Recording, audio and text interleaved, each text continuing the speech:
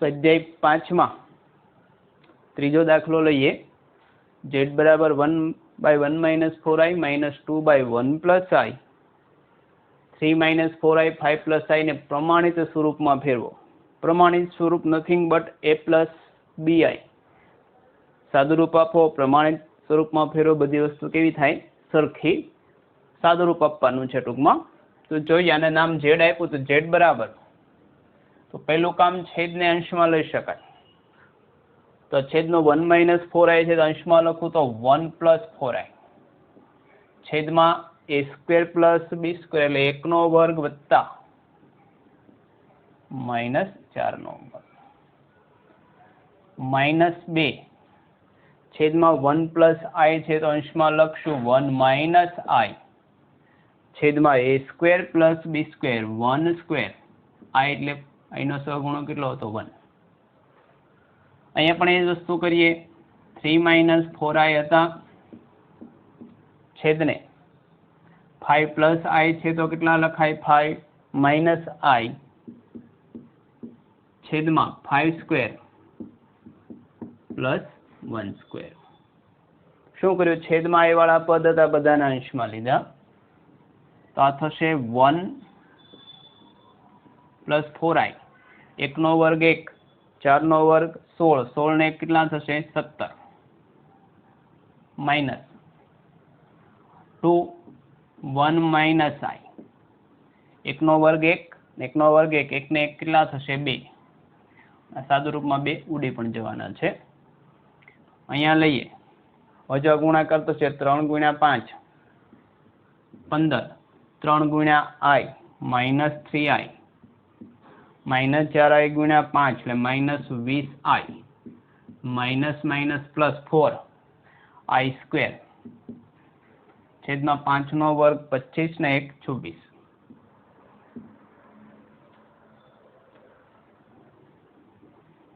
હજી આનું સાદુરૂપ આ બે ઉડી ગયા। છેદનો લસા લઈ લો 17 તો 1 + 4i 17 આની સાથે એટલે -17 +17i શું કર્યું? છેદનો લસા લીધો એટલે આખાના પદમાં આવ્યું બીજું। આમાં છેદમાં કેટલા હતા 26। હવે જો થોડાક આગળ વધીએ તો i² એટલે કેટલા થશે -1 ખરેખર આ -4 છે અને આ +15 તો 15 - 4 એટલે કેટલા થઈ ગયા 11। ખબર પડતી ડાયરેક્ટ આ સ્ટેપ અહીંથી પણ લખી શકો અને -3 ને -20 એટલે -23i તો અંશમાં આવી જઈએ તો કેટલા થાય 1 - 17 એટલે -16 4 ને 17 એટલે +21i છેદમાં 17 ગુણ્યા 11 - 23i છેદમાં 26। તો આવું લખો તો અંશનો અંશ સાથે ગુણાકાર છેદનો છેદ સાથે કરીએ તો આવું થાય -16 +21i +11 -23i છેદના 17 ગુણ્યા 26। તો આગળ સાદુરૂપ આપીએ પેલા -16 ગુણ્યા 11 કેટલા થશે તો 6 1 7 એટલે -176 -16 ગુણ્યા 23 એટલે 23 અને 16 નો ગુણાકાર લેવાનો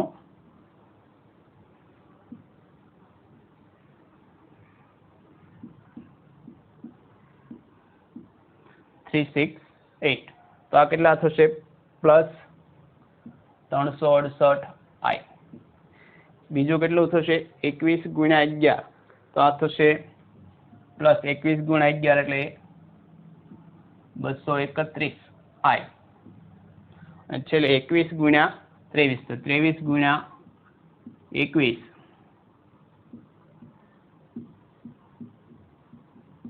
483 તો +483i² છેદમાં કેટલા આવશે 16 ગુણ્યા 26 તો 26 અને 17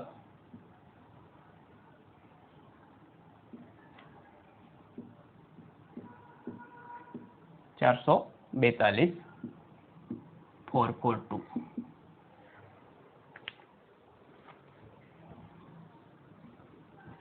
જો 11મા ધોરણમાં કેલ્ક્યુલેટર 11-12ની ગુજરાત બોર્ડની પરીક્ષામાં કેલ્ક્યુલેટર એલાઉડ છે, સાદું કેલ્ક્યુલેટર. પણ બને ત્યાં સુધી સાદું કેલ્ક્યુલેશનમાં કેલ્ક્યુલેટરની ટેવ પાડતા નહીં. આગળ જતા હજી તો બહુ વાંધો નથી, 10માંથી 11માં જ આવ્યા, પણ આગળ જતા 12માં પછી 5 × 9 કરવા છે ને તો એ કેલ્ક્યુલેટરની ટેવ પડી જશે. ભૂલાતું જશે કે 5 × 9 45 થાય, કે 11 × 8 કરવા તો 88 થાય. એટલે બને ત્યાં સુધી ન્યુમેરિકલ ગુણાકાર સાદા હતા એ યાદ રાખજો, કેમ કે JEE માં કેલ્ક્યુલેટર એલાઉડ નથી. સાદુરૂપ લઈએ તો -176, આ બંનેનો સરવાળો થશે 8 ને 1 9, 3 ને 3 3 ને 6 9, 2 ને 3 5, i સ્ક્વેર એટલે -1 એટલે પ્લસ 483/442. તો કેટલા છે? 483 હતા, એમાંથી 174 ગયા, 13માંથી 6 જાય આ 7 થાય, 13માંથી 6 જાય તો 7, 307 એટલે પ્લસ 307 599 i છેદમાં 442. આનું સાદુરૂપ a + b એ વાસ્તવિક ભાગ 307 છેદમાં 442, કાલ્પનિક 599 છેદમાં 442 થશે.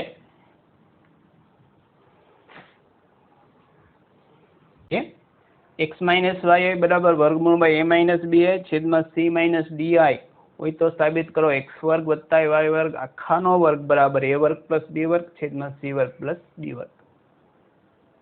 કન્સેપ્ટ વાઇઝ દાખલો કન્સેપ્ટ આવડે તો 2 કે 3 સ્ટેપમાં પતી જાય. જો x² + y² લો તો ખરેખર તો આનો મોડ લ્યો એની અંદર વર્ગમૂળમાં આવશે, એ રીતે આપણે એના મોડમાં આવશે ને આપણે એના મોડમાં જ આવે a² + b² c² + d².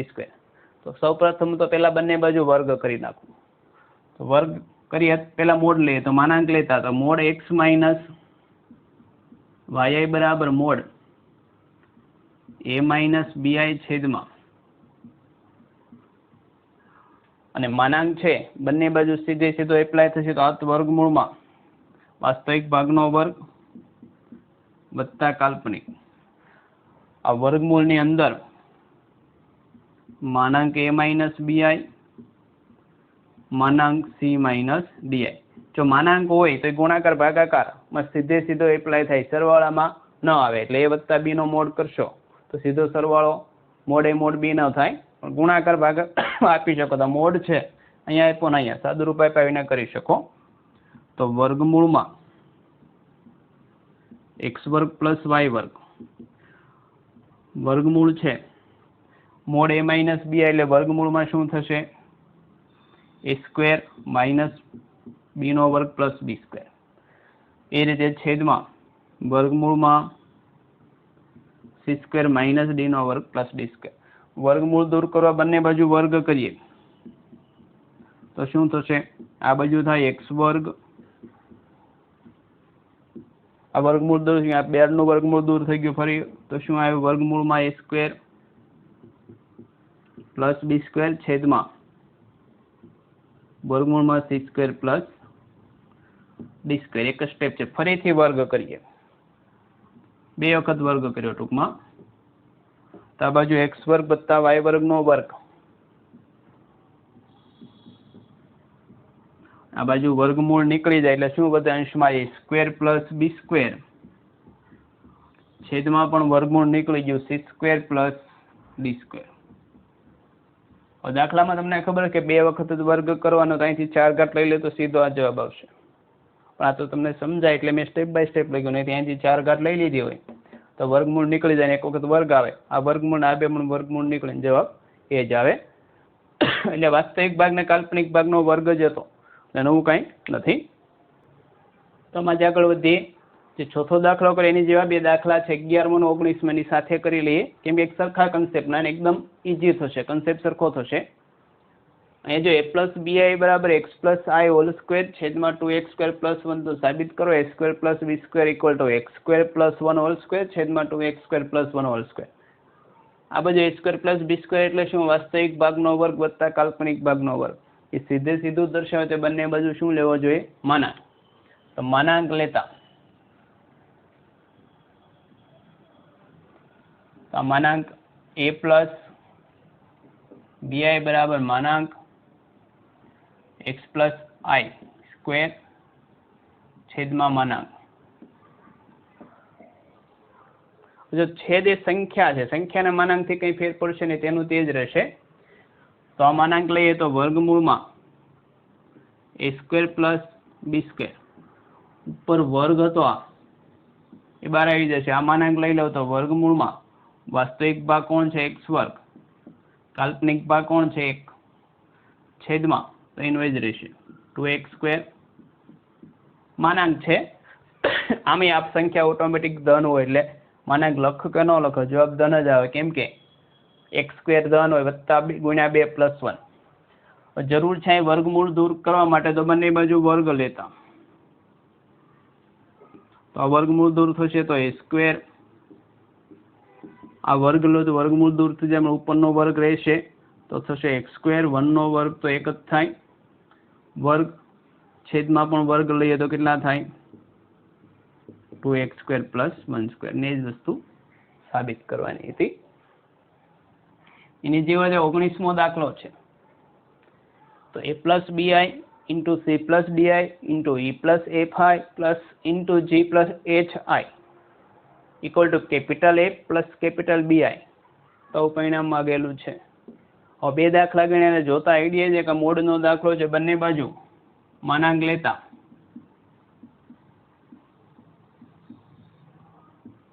તો mode a square b square a plus bi,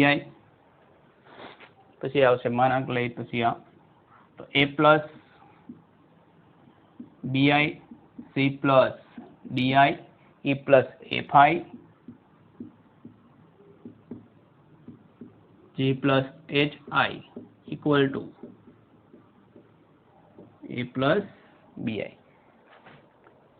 again આ બધા કન્સેપ્ટ એટલા માટે કે આપણને સમજાય કે માનાંક ગુણાકાર ભાગાકાર ઘાતાંકમાં અંદર બહાર કરી શકાય, સરવાળા બાદબાકીમાં થઈ શકે નહીં. આનો જે ડબલ સેક્શન આવશે ત્યારે જોશું.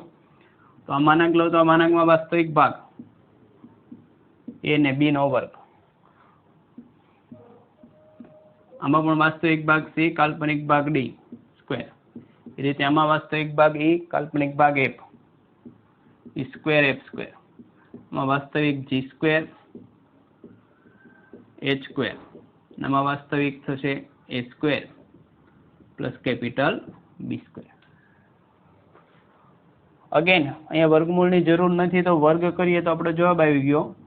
વર્ગ કરીએ તો બધા વર્ગમૂળ નીકળી જાય, તો અહીંયા વધે a square plus b square, અહીં હશે c square plus d square, આ પદમાં આવશે e square plus f square, આ પદમાં આવશે g square plus h square, આ બાજુ આવ્યું કેપિટલ a સ્ક્વેર